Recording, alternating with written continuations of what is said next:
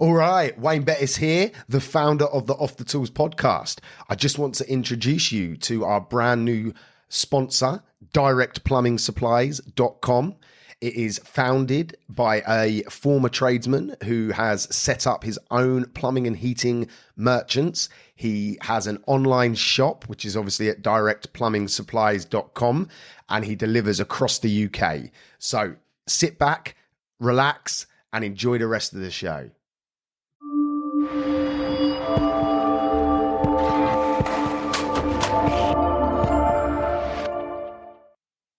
All right, Wayne Bettis here in yet another snippet of the Trades Growth Summit. Today, I have the absolute pleasure of introducing a personal idol of mine, Rob Moore, who is a best-selling author. I think it's 18 books he's the author of. Property mogul, owns over 1,000 and manages over 1,000 properties. The UK's largest property training network, Progressive Property. Welcome to the Trades Growth Summit, Rob. Thank you, Wayne. Thanks for having me, and it's a pleasure to support your Help for Heroes campaign as well. Yep. So as everyone aware on here, we're raising money for Help for Heroes, and Rob's taken time out of his day to help us on our mission of raising as much as possible. So please, if you haven't already, go and donate to Help for Heroes right now. I know, Rob, you're very fast paced, so I'm going to try and match that energy with you today. But the first question I wanted to ask comes around routine. Okay. So why is it important to have a routine in your life? And most importantly, how do you start creating that routine? Well, you probably wouldn't get in the car and not know where your destination is and just drive hoping that you'll arrive where you don't know where you want to arrive. Yet most people wake up and spend their day not knowing where they want to get to at the end of their day. They don't have an outcome of the goals that they want to achieve or the key result areas or income generating tasks that they want to have ticked off that day. Now, I'm an entrepreneur and I've helped hundreds of thousands of entrepreneurs, and entrepreneurs often create this fantasy. I've done it. We've all done it, where we want to work for ourselves. We don't want to be beholden to a boss. We don't want anyone to tell us what to do. We want to get up when we want, go to sleep when we want, work when we want, play when we want, do what we want, where we want, with who we want, when we want, how the fuck we want. And so the day we start our business, we're in this fantasy that that's what we can do. And then, well, there's no one telling you what time to go to work. And there's no one saying there's a deadline Friday, 5 p.m. of that project. And there's no one breathing down your neck if you miss the deadline. And there's no one mentoring, guiding, supporting, or even, performance managing you. And so the paradox of that is too much freedom equals no results. Now, I believe it's Jocko Willink that says discipline equals freedom. And in a way, that's a paradox. And I believe that routine equals results. And again, in a way, that's a paradox. The paradox is that a routine seems like it's less free. It seems like it's almost a constraint. But when we work, rest, and play in our ideal ebb and flow of the day, and when we get our really good, important work done early in the day, and we know our key result areas and our income generating tasks, and therefore we can say no from distractions, drains. We can stay away from bitches, moaners, complainers, and people who'll draw us into debates. We know that that's a low value task that can be outsourced. We know that's a high value task that can be insourced. When we get clarity on all of that, often by 9 a.m., 10, 11 a.m., you've got most of your important work done for the day, and you've got momentum and traction and energy. Now, if you have a clear vision of where you want to go with your life and you take steps to get there, you'll get there. Whereas if you don't have a clear vision for your life, someone else will have a clear vision for theirs, and you'll end up working for them to help them achieve theirs. So this is why I wrote a book on it, Wayne, called Routine Equals Results. It's quite a short workbook type action-oriented book. But if you think about it, some of us have good energy in the morning and some of us are night owls and we work late. Some of us like to work alone. Some of us like to work in an open plan office and the buzz of a team. Some of us are good at strategy tasks and some of us are good at tactical tasks. Some of us are good at planning and some of us are good at doing. And also, we all have circadian rhythms and ebbs and flows in the day of energy. And then also, some of us have responsibilities of other people, like if you've got 2 young children, or if both your children are older and have left. All of these things have an impact on how your day flows. So I don't believe that you should definitely just get up at 5 a.m. or work X amount of hours a day or do what apparently successful people do. You've got to find your own ebb and flow, high and low energy rhythm within the day, pop your tasks in between them, know your key result area and income generating tasks and get them in fairly early in your day or in areas where you can't get interrupted. So night owls can work brilliant 9, 10, 11, 12 o'clock at night. No one's interrupting them. I get up at 5:15 and I work well from 5 to 8-ish a.m. because no one's coming into the office at 5 a.m. No one's emailing me at 6 a.m. No one's really on social media at 6 a.m. So it's absolutely vital to have a routine if you want to make the most out of your life, be the most productive, effective, efficient. And your routine will give you results in your life. Results will give you high self-worth.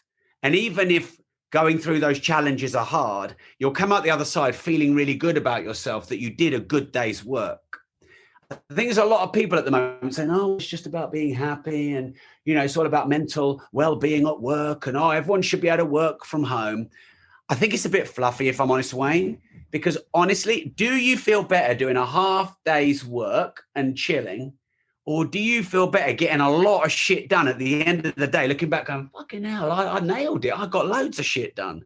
I think we feel really good when we get useful work done and we're useful and valuable. Yeah. So that's really my answer to why you must have a good routine in your life. And then also one more thing, Wayne, distractions, addictions, and things that take us off course in life, gambling, drugs, pornography, money addictions, food addictions, comparison to other people addictions, all these things, that human beings have to deal with that all look exciting on the outside and actually addictions. A good routine keeps you in your lane and away from all those distractions and addictions. Yeah, guys, that is so powerful and so true. My most productive days are when I've got set guidelines, when I know what's going to happen. I've planned, I've prepared, and magically I get the most done on them days. Whereas the days I wake up with not really much going on, the self-worth goes down, the energy goes down, and then it spirals, doesn't it? That's really, really, really powerful stuff. Moving on to another subject that I know you know a lot about, leverage. So can you explain to people what you mean by leverage and how it sort of unleashes you as a business owner to achieve more? So leverage is achieving more in less time. The word lever is in leverage. If you think of the lever of a car jack, most people can't lift up a car on their own. But you put a car jack in and you lever it up and you can lift up a car. A hammer, when you turn it around the other way and you can pull a nail out, and that's a lever. So leverage is a lever, which means to achieve more with less effort. Now, I don't know how old you are, Wayne. I'm 42, and many people in my circles are 30s, 40s, 50s. And the challenge we had, Wayne, is our parents and the role models in business and entrepreneurship and our bosses, they're all teaching about hard work and graft and grinding it out. And it takes 10 years to be an overnight success. But, that's like trying to hammer in a nail harder that's already hammered in. And the world has changed. And you can buy property with other people's money. You can reach your customers and community members and followers and fans across the world online through social media without paying any fees. And there is now the leverage of internet and social media. I'm interviewing, well, I've actually just finished interviewing him, but live tomorrow is an interview I did with David Icke, round 2. Ooh. And so anyone listening to this, it's probably live on my YouTube channel. And honestly, it's the craziest interview, even by David Icke standards. But the point here is, when that goes live, that will get millions of views. And I would say 80% of those views, maybe more, will be people searching for David Icke, not people searching for Rob Moore. So that is leveraging David Icke's audience. Yeah. You are leveraging my time to create content for the Trades Growth Summit. I am leveraging you interviewing me because I'm also recording this for my podcast here. So you and I are leveraging time. You're leveraging my information, knowledge, and experience. I'm leveraging you interviewing me. So you create a content asset out of this, and I create a content asset out of this. If you have a mentor who's 65 years old in business and he's got 40 years experience in business, or she has, and you get them as a mentor, you leverage their 40 years experience in business. But we have to unlearn what our parents and our grandparents and the industrial age taught us about graft and work, and especially in trades, because in trades, it's like the longer you work and the harder you work, the more you earn.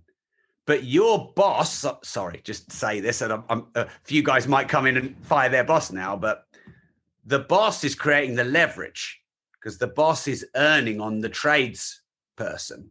Yeah. You know, the tradesperson can only lay a certain amount of bricks a day. So the person who has leverage is the person who hires 50 bricklayers.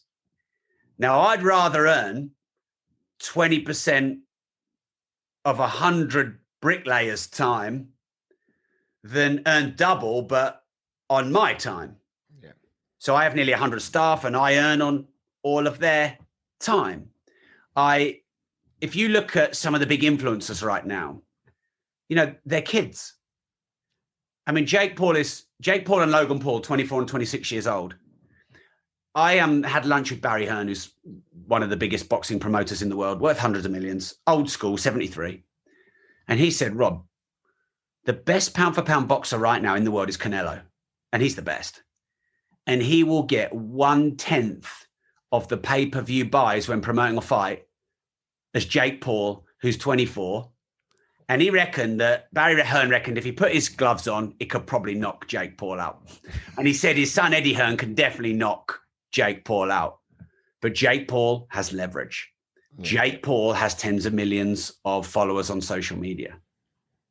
So the world has changed in that you don't necessarily have to be the best anymore. I'll give you another example. Probably the best sports person in the world, you could argue, might be, you know, Nadal, Federer, Lewis Hamilton, maybe Serena Williams, you know, maybe, you know, the top ranked golfer you might put up there, Lionel Messi and Cristiano Ronaldo, you'd put up there, wouldn't you? Yeah. None of those are the top earning sports person last tax year. The top earning sports person last tax year wasn't even 5th best in his own sport, let alone in all sports. In fact, he probably wasn't even 10th best. And in fact, his last performance, he lost. But the highest paid sports person last tax year was Conor McGregor. Conor McGregor earned nearly $150 million, and Conor McGregor lost his fight. So why is Conor McGregor paid more than anyone else, even Ronaldo, Cristiano Ronaldo, and Leo Messi and Lewis Hamilton, when he's not even in the top 10 in his own sport? Because he has the greatest leverage. He has tens of millions of followers. He's the most entertaining. He's the most talked about. I interviewed Floyd Mayweather twice on my Disruptive Entrepreneur podcast. And Floyd said to me, the reason I fought Logan Paul is because he has way more followers and I can get way more pay-per-view buys than if I fought Tyson Fury or Anthony Joshua or whoever. So leverage is reach, it's distribution, it's impact, it's attention. It's how many lives you can change. It's how many buyers you can reach. It's who you can collaborate with. It's knowledge you can learn from someone else. This is all leverage. It's a lever. Yeah. That was fascinating to hear about Conor McGregor. So, you know, yeah, obviously he's a huge name, but certainly not the best in his arena at the moment, and he's beating the likes of all the names that you reeled off. That's just phenomenal, isn't it? And it just shows the power of leverage, doesn't it? And the modern world as well. How Jake Paul, 26 years old, I think he's 24. Is Logan older? Either way, but 24 and 26 is and they have that power. Ryan. It's phenomenal, isn't it? Well, this is the thing that I always used to say, because this is what my mentors said. The more you learn, the more you earn. I don't think that's the case anymore for 35, 45, 55, 65 and 75-year-old entrepreneurs or tradespeople. I think it's the more you unlearn, the more you earn. Because what I learned from my mentors is it takes 10 years to be an overnight success. But what I can learn from Ryan of Ryan's Toys reviews is becoming a millionaire by age 6. I think the 2019, I think it was, that channel, Ryan Toys Review, earned $27 million. The kid was 8 years old at the time. So I know that that's an exception to the rule. Joe Rogan sold his podcast to Spotify for $100 million US. Now I have 1,300 tenants in hundreds of properties that I own, co-own and manage. And I wouldn't get 100 million for the sale of the proceeds of all of that. And Joe Rogan sold a memory card essentially for $100 million. Yeah. He sold digital audio files, but he didn't. He sold reach to millions of people, which is what Spotify wanted. Reach and influence, yeah. Yeah, the content didn't necessarily have to be Joe Rogan's content. It could have been any content. Spotify bought millions of fans of Joe Rogan access to them. Yeah. So that's leverage. Leverage in its finest form right there, isn't it? And that leads me nicely into this next question, which you won't remember this, but a few years, probably about 3 years ago, I commented on in your Disruptive Entrepreneur group, and you awarded me whatever you call it, a 15-minute phone call. And you rang me in your car, and I was debating whether or not to go down the route that I am now, like coaching, supporting other tradespeople, and ultimately the podcast was the question that I asked. I still remember it. You basically said, "Well, what are you waiting for? Just get started. You know, you can improve on it." And that leads me to sort of getting perfect later. You know, why is it so many people don't do things because they're looking for that perfection all the time? So I wrote a book on this called Start Now, Get Perfect Later. And look, I have many flaws, Wayne, but one thing I do like about myself is I'll just fricking try stuff. And 90% of the time, I won't care what anyone judges, whether it works or not. I'm a human being, so occasionally I'm going to have some fear, but I'm able to face that fear. So a new social media app, one just launched a few days ago, or at least I found out about it, called Wisdom. I didn't know how to use it, but I just went live and let's see what happens. And I might have 3 people on and feel stupid, or I might have 1,000 people on and look good. But if I don't try it, how will I know? So I'll go live on any social channel. I'll try stuff. Because 20% of it's going to work, and you're going to be early, and it's going to be big. So I think the main reason people don't start now, and like you said, maybe they want to be ready or perfect, is fear. And I think the fear could be fear of making a mistake, fear of looking stupid, fear of public ridicule, fear of judgment of others, or an other manifestation of fear. But it's all fear. Like, let me ask you this, Wayne, and everyone listening in. If you were the only person on the planet and you could do what you want and no one would judge you, what would you do? Like, I can't dance, Wayne, but sometimes I just want to do a stupid dance. But I never would in case anyone saw me. Because you know when you see those wildlife programs and a baby horse is born and it tries to walk for the first time?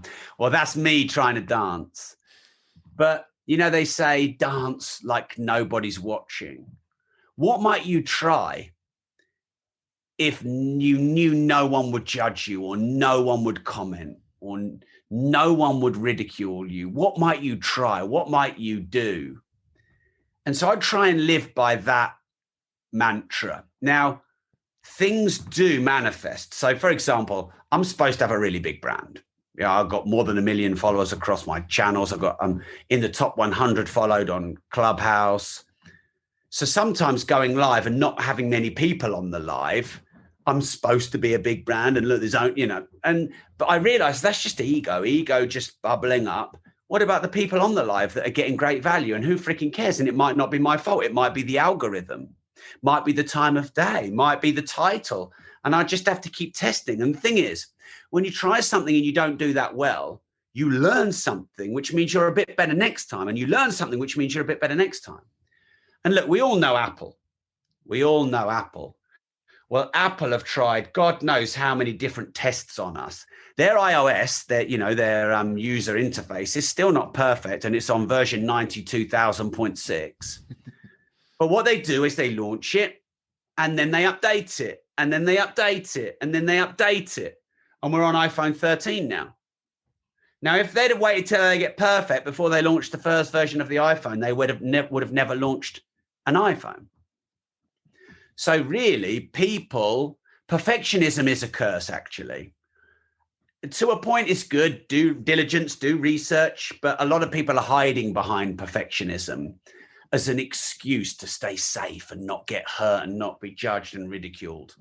Now, I believe the ultimate freedom, Wayne, is to be yourself and accept ridicule and judgment in being yourself and putting the most true version of yourself out to the world, and not be worried about that judgment and ridicule that will come your way for it.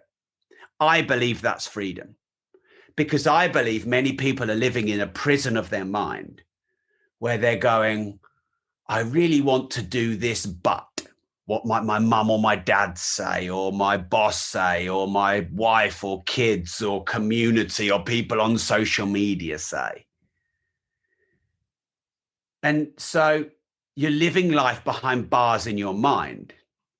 Whereas if you just expressed yourself in your truest, highest, most authentic form, that doesn't mean an excuse to be a dick. And that doesn't mean just saying what you want when you want, by the way, because your most authentic form isn't when you're elated or when you're depressed. It's somewhat more balanced and neutral.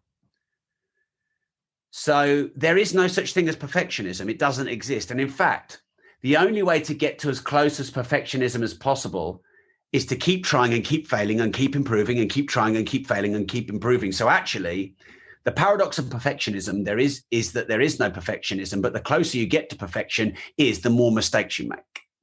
Yeah. That's complete parody there, isn't it? In that, but I, personally, the advice you gave me on that call was what led me to what I'm doing now. I'm now full-time doing what I do and love, and I'm getting to live the life that I want to live, many thanks to you. So just on a personal note there, I really will always be grateful for that. And it's a simple bit of advice, but sometimes you need to hear it from other people and people that you admire and respect, don't you? 100%. Here's the thing.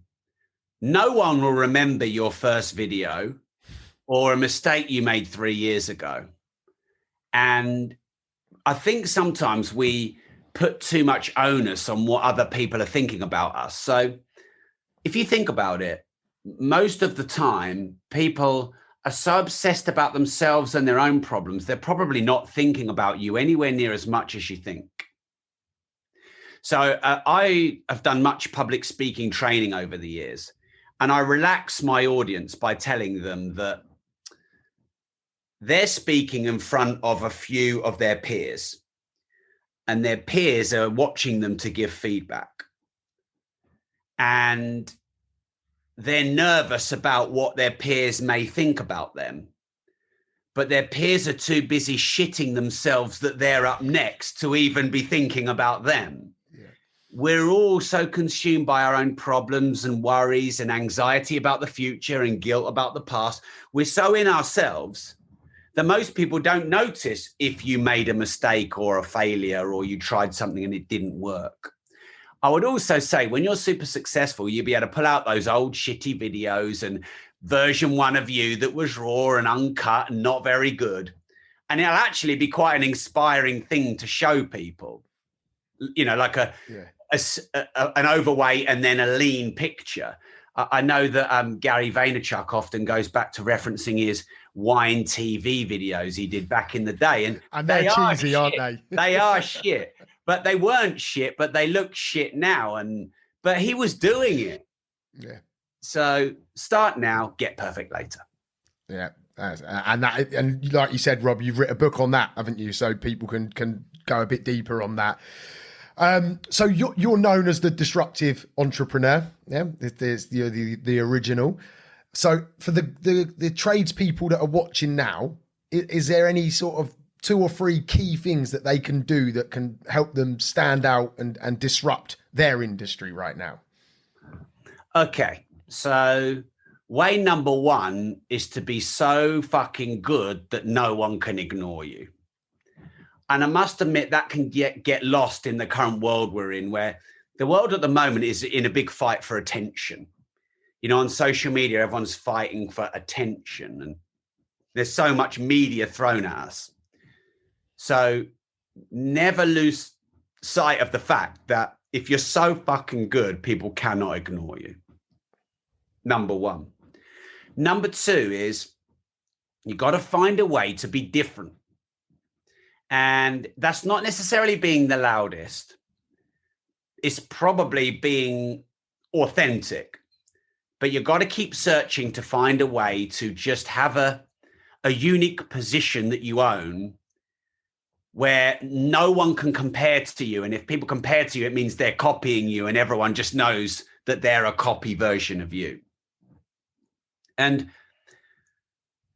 the great thing about not worrying about perfection, Wayne, is every day you get to try new stuff. So I do rants on my social media, especially my Facebook page. I try short form content on TikTok. I try going live on Clubhouse and Instagram at the same time. I do loads of interviews like this.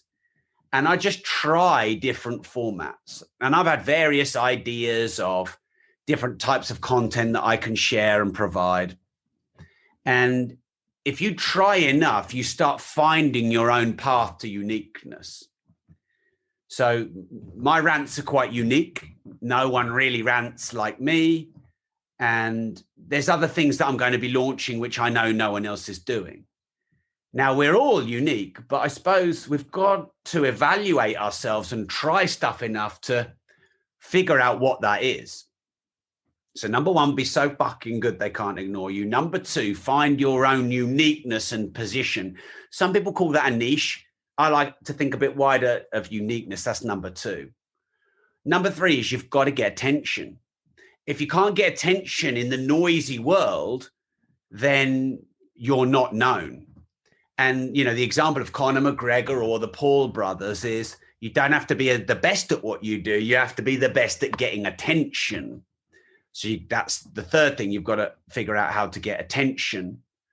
And then I think the 4th thing you've got to look at how can you serve people really well.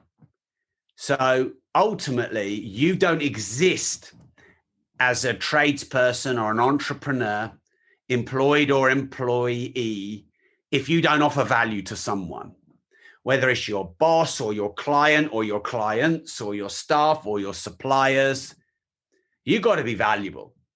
And the more valuable you are, the more money you'll attract, the higher fees you'll be able to charge, and or the higher volume of clients you'll be able to charge, or the higher day rate, or the higher salary you'll get. Now, too many people are, oh, well, I'm pissed off and I'm not getting paid enough and I'm not getting good jobs. My clients pay really fucking late and my boss doesn't appreciate me. And I gave some solutions for people to get a pay rise. And some people are like, oh, you just can't do that in the corporate world. It doesn't exist. You don't get noticed or looked after in the corporate world. And I thought, no, that's wrong. I know I'm not in the corporate world, but in the corporate world, you get various levels of management, and some people are paid more than others. And it's a hierarchical system. So some people have learned how to work up the system. But what most people are doing is like, oh, well, it's not fair. And, I don't get paid enough. And I want a pay rise and pay me more. No. I was taught by mentors in the early days. Brian Tracy taught me, don't do the job you've got, do the job you want. So go and work out how to be valuable to your boss and your boss's boss, and figure out how to help them. And, not in a way to try and nick their job off them, but be so freaking valuable to your company that they have to notice you. And then a billionaire taught me back in the day, always do more than you're paid for. Whereas what are most people doing? Trying to knock off early. They're trying to do a little bit less than they're paid for, take the piss. If you always do more than you're paid for, even if it's 5 or 10 minutes more work, in the end, that gets noticed. So there are some ways to be disruptive in a useful way, not just gobbing off and causing shit for the sake of it, which can some people misunderstand as disruptive. Yeah, I spent my whole childhood with that label disruptive, and it was only when I sort of found you and understood that it can mean something different, and it's how you interpret it, isn't it, that matters. So moving on a little bit further now, obviously you're a big name in the property space, and tradespeople, naturally, obviously we're in and out of houses, we're in and out of building sites. So property for many of us is what we look at as our pension. Our aspiration is to have a few properties behind us. So we've got a little bit of security and residual and passive income. What's the best way right now for people to get started, in the property world? Well, if you're a tradesperson, it's actually not that hard. You just need to go and do some work for some entrepreneurial investors in your city and get to know them and do a fucking good job for them and figure out what they do. I know quite a few investors, they JV with builders and or tradespeople, and the builders and the trades do the work for free as part of their value add, and they get a share in the building. Because if you think about it, a lot of tradespeople are making the owners of the properties rich. Yeah. Because they're helping, renovate and turn around and even build their properties for them. So if I was a tradesperson, I'd be looking at who are the big dog investors in my local city and trying to go and do some work for them. And maybe, doing them a bit of a deal and doing a bloody good job. And we've had quite a few people come to us and do work for us. A roofer recently did the roof on a big project for us based on being a fan of mine and reading my book. And then he ended up getting some work for an extension on my house, for example. So that's definitely a good way for a tradesperson to get in. For a lay person, for a normal person to get into property, I'd start buying local, small buy-to-lets. Now, prices are quite strong at the moment, but it depends when you listen and watch this as to what's happened in the market. But there's definitely a correction coming sometime. So while prices seem firm now and, estate agents have got the easiest job in the world, it will change. But soon enough, when prices drop and supply and demand reverses, then there's going to be opportunities to get into buy-to-let. And the age-old way to get into buy-to-let is to buy local, slightly run-down properties, do them up, add some value, hold them. A lot of people try and flip. That's fine, but why would I flip and net make 15 grand maybe? Because you always, it takes longer than you expect and it costs more than you expect. When I can get 5-8% growth a year and the income. So a lot of people chase big money flips or out of area deals. Doesn't really work. I just maybe give us 2 months and we'll be finished. But we've had a 4-year project, 99 apartments, 159 tenants, 125,000 square foot. That's going to be done in a few weeks' time. And we were going to look at selling that. So let's say you sell that. Problem number one, you're putting 99 apartments on the market at the same time. Now, okay, you can phase selling them, but that's still you're competing with yourself. Yeah. So that's going to affect your ability to sell. Number two is the first 80 you sell out of the 100 are for the bank. And only the last 20 you sell are for you. Then you've got tax, and tax is going up a lot and blah, blah, blah. So we'd have netted out of that in the low millions. Net. Whereas if you hold forever, it's probably worth, I'm just going to do around 20 million. Might be a bit more than that. But in 10 years, it'll be 40 million. In 20 years, it'll be 80 million. In 30 years, it'll be 160 million. And in 40 years, it'll be 320 million. Generational wealth. Yeah. And I'll get the income for those 40 years. And it's about $500,000 a year, give or take.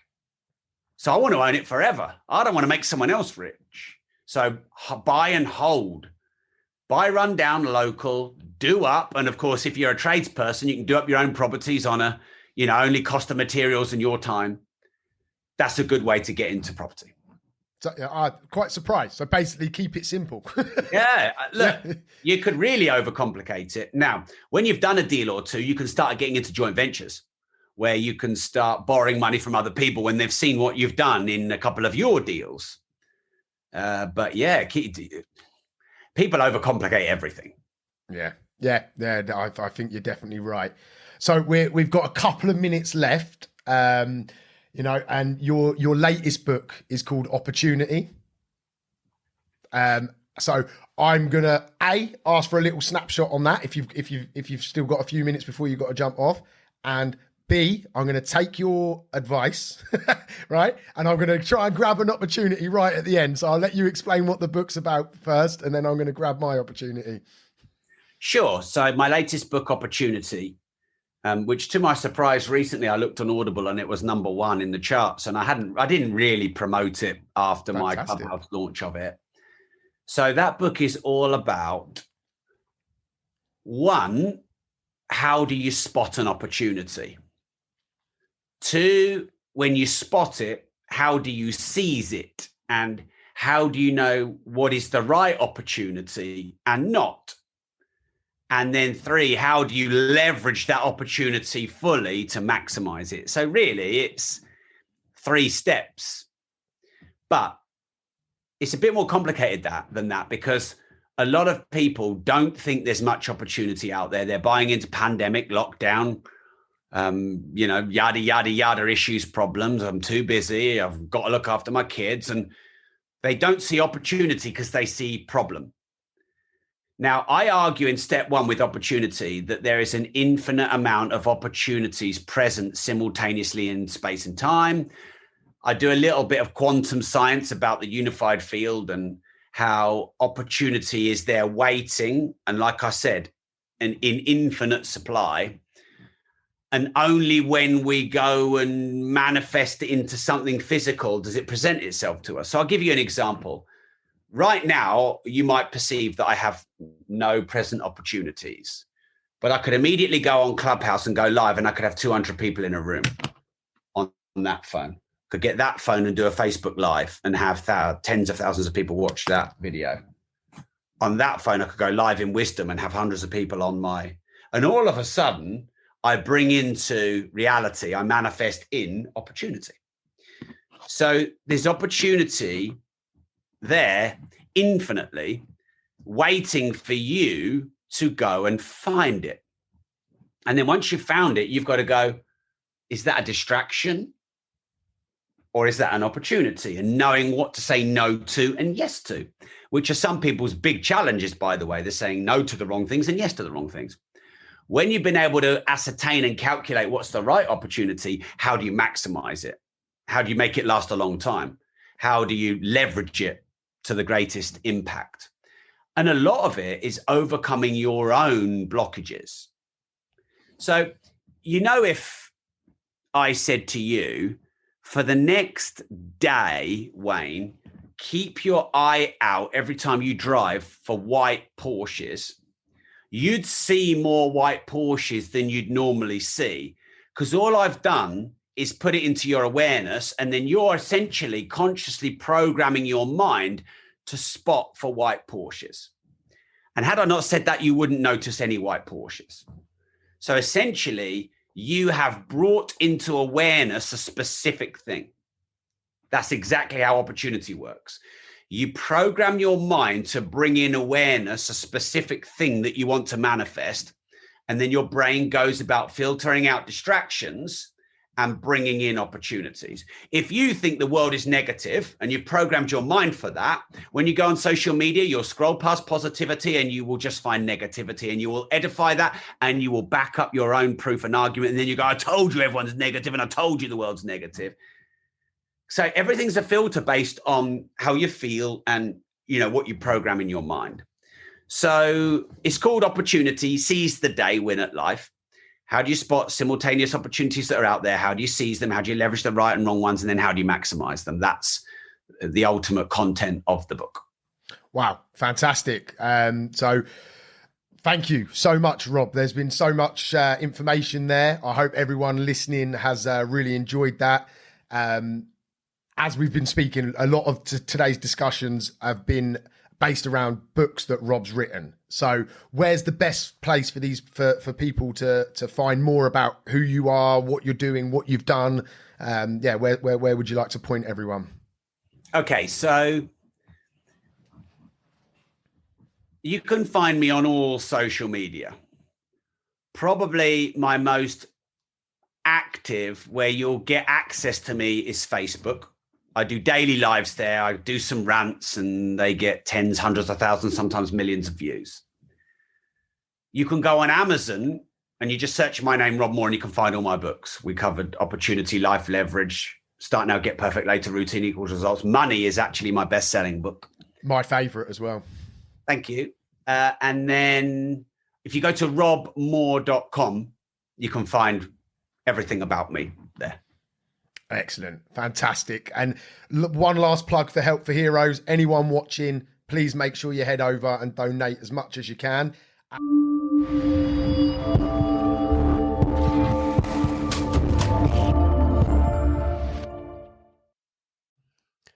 really hope you enjoyed the show.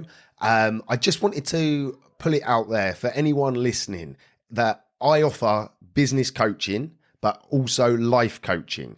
My life is centered around something called the 3 Bs, which stands for body, business, and balance. When you work with me as a coach, we tackle all 3 aspects of life. So you as an individual, body, mindset, health, fitness, knowledge, education.